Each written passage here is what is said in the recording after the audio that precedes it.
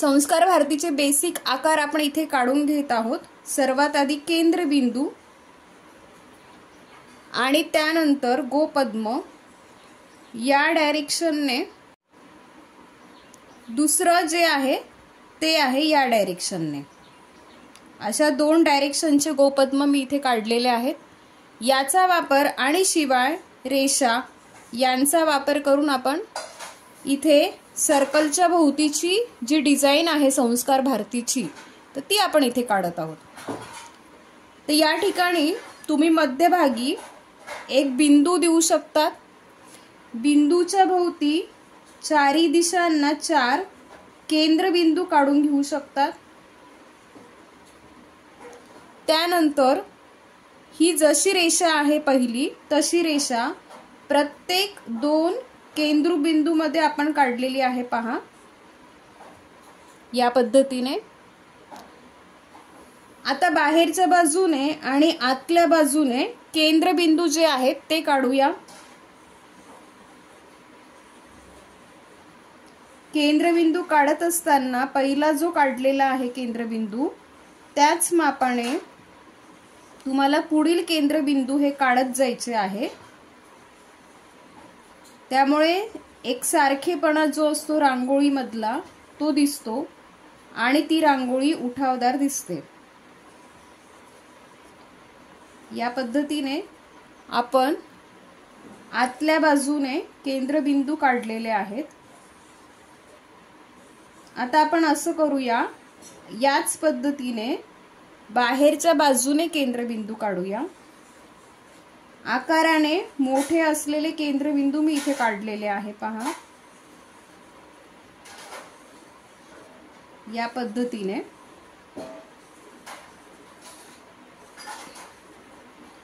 तुम्हाला बेसिकचा सराव करायचा असेल तर आमचा पहिला जो व्हिडिओ आहे तो तुम्ही फॉलो करा।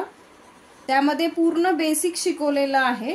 रेषा कशा काढायच्या, केंद्रबिंदू कसं काढायचं आहे, त्यानंतर गोपद्म कसं काढायचं आहे, कशा पद्धतीने आकार वळाला पाहिजे, तर हे सगळं शिकवलेलं आहे। तुम्ही तो व्हिडिओ लिंक दिलेली आहे त्यावर जाऊन तुम्ही तो व्हिडिओ पाहू शकता। आपल्या या आजच्या व्हिडिओमध्ये नक्षी काम कसं करायचं, स्वतःच्या मनाने कशा डिझाइन तयार करायच्या आपण हे शिकत आहोत। यानंतर आपण एक मोठा असा केंद्रबिंदू इथे काढूया पहा, इथे खूप मोठा असा केंद्रबिंदू काढलेला आहे। हाताने या पद्धतीने रांगोळी कशी काढायची ह्याचा व्हिडिओ यापुढे येईलच, पण याआधी तुम्हाला नक्षीकामाचा सराव असला पाहिजे। या पद्धतीने आपण काढलेला आहे। त्यानंतर हा जो आकार आपल्या डोळ्यासमोर दिसतोय रेषेचा, तो आकार काढत असताना लक्षात घ्यायचं आहे आपल्याला, ही रेषा ज्या पद्धतीने वळालेली आहे तशीच रेषा बाहेरून घ्यावी लागेल आणि ती वळवावी लागेल।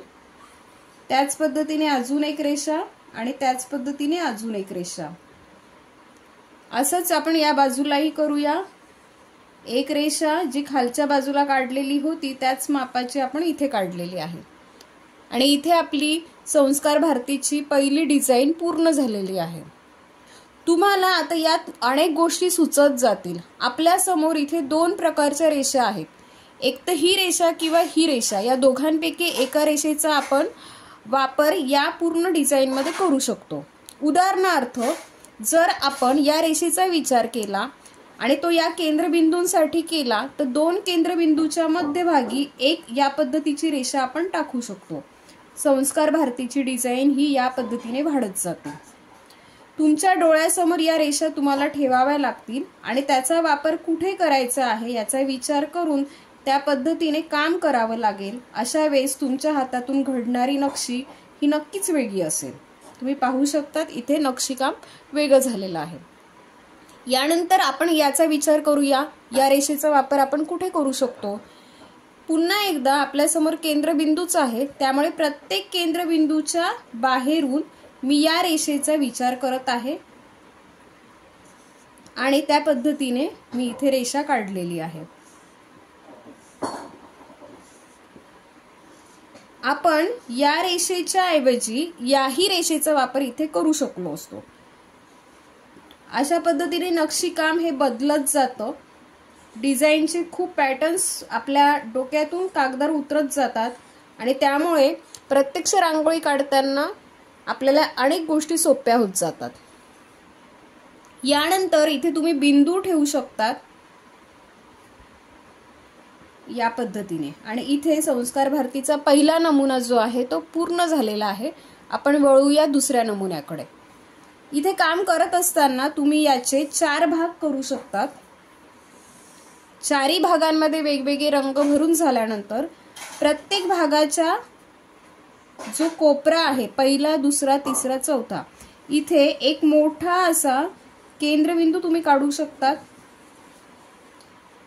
तुम्ही इथे जे 4 भाग केलेले आहेत त्याचे 6 भाग पण करू शकतात, 8ही भाग करू शकतात, 3ही भाग करू शकतात। तुमच्या मनात अनेक गोष्टी येत जातील की कशा पद्धतीने आपण काम करू शकतो। जसं की मी इथे सांगितलं, आपण या रेषेचा वापर आणि या रेषांचा वापर करू शकतो, त्याच पद्धतीने मी आता या रेषांचा वापर करते। इथे पहिली रेषा मध्यभागी दिलेली आहे, केंद्रबिंदूच्या डोक्यावर मध्यभागी रेषा दिलेली आहे। या रेषेच्या पलीकडे दोन्ही बाजूला पुन्हा छोट्या होत जाणाऱ्या रेषा काढलेल्या आहे। याच पद्धतीने आपण इथे पण करूया। छोट्या होत जाणाऱ्या रेषा ज्या आहेत त्या मी काढलेल्या आहे, त्याच पद्धतीने इथे पण केलेला आहे। आणि इथे नक्षीकामाचा नमुना आपला पूर्ण होत आहे। तुम्ही पाहू शकतात इथलं जे नक्षीकाम आहे ते याआधी हा जो सर्कल आहे तो या पद्धतीचा होता, ज्यात एकही नक्षी नाही, फक्त ही नक्षी आल्यामुळे किती सुंदरता या सर्कलमध्ये आलेली आहे आपण पाहू शकतो। यानंतर आपण पुढे जाऊया। पुढे जात असताना सर्कल ज्या पद्धतीने काढलेले आहेत त्या पद्धतीने आपण आतमध्ये आता काढायला आपल्याकडे संधी नाहीये, कारण बरीचशी जागा या डिझाईनने व्यापलेली आहे। त्यामुळे बाहेरील सर्कल काढूया, म्हणजेच केंद्रबिंदू। या पद्धतीने केंद्रबिंदू आपण काढलेले आहे। यानंतर केंद्रबिंदू झाल्यावर पुढे काय नक्षी करावी असे अनेक जणांना प्रश्न पडू शकतात। तर आपल्या समोर जे आकार आहे आपण त्या आकारांचाच वापर करतोय, म्हणून हे डोळ्यासमोर असणं गरजेचं आहे। एवढ्या आकारानेच अख्खी संस्कार भारती कितीही मोठी असो, कितीही फुटाची असो, ती पूर्ण होत असते। त्यामुळे हे आकार आपल्या डोळ्यासमोर कायम राहिले पाहिजे।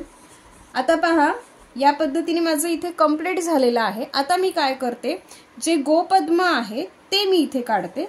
या पद्धतीने तुम्ही पाहू शकता इथे मी गोपद्म काढलेले आहे।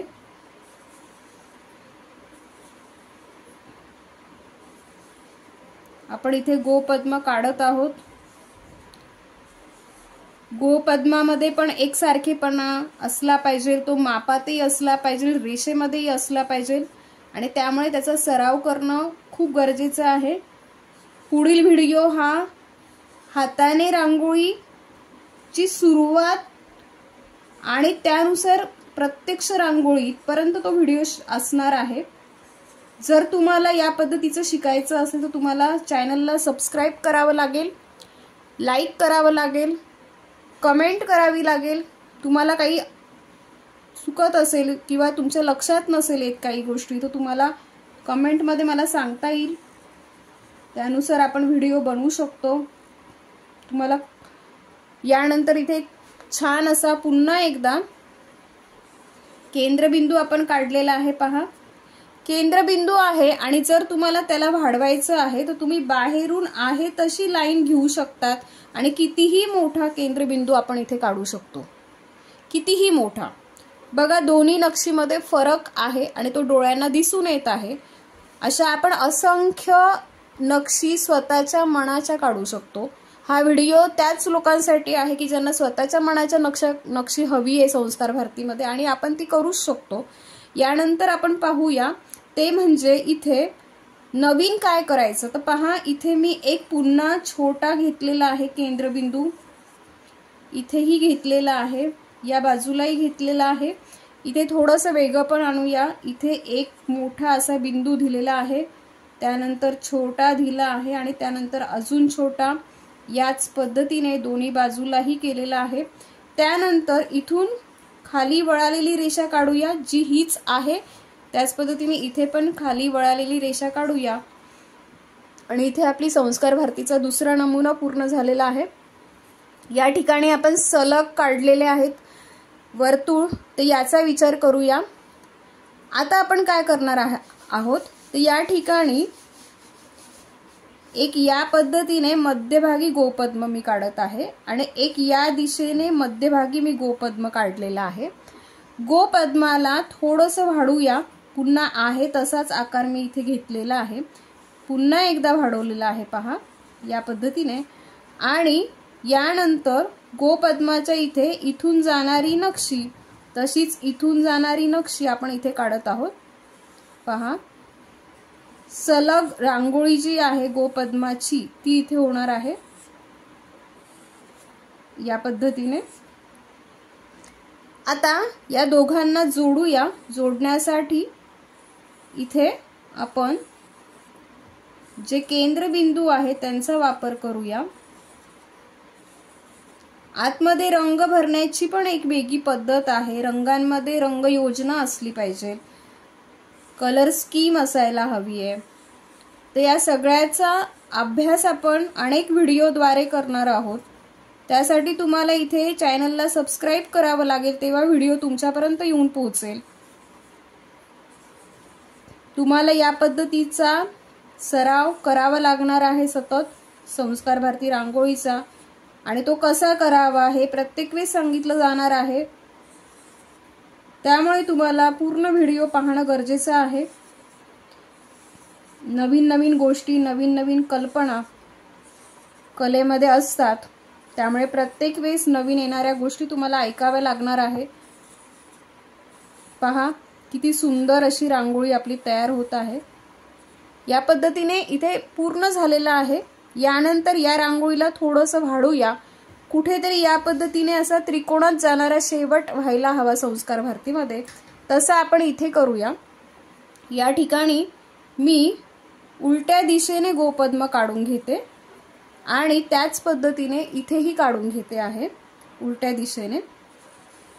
आणि त्यानंतर मध्यभागी एक बिंदू देऊया दोन्ही बाजूला, आणि या बाजूने येणाऱ्या रेषा आणि या बाजूने येणाऱ्या रेषा आपण इथे काढलेल्या आहेत। त्यानंतर इथे एक मोठा असा सर्कल काढलेला आहे आणि या बाजूने जाणारी रेषा आणि या बाजूने जाणारी रेषा आपण इथे काढलेली आहे। आणि या पद्धतीने आपला संस्कार भारतीचा तिसरा नमुना इथे पूर्ण झालेला आहे। असे असंख्य नमुने मी तुम्हाला व्हिडिओद्वारे शिकवणार आहे। तुम्हीही जर काही करत असाल नवीन गोष्टी, तर नक्की त्या माझ्यापर्यंत पोहोचवा। तुम्हाला हे सर्व आवडत असेल तर नक्की या चॅनलला लाईक करा, सबस्क्राइब करा, इतरांपर्यंत पोहोचवण्यासाठी व्हिडिओला शेअर करा। धन्यवाद।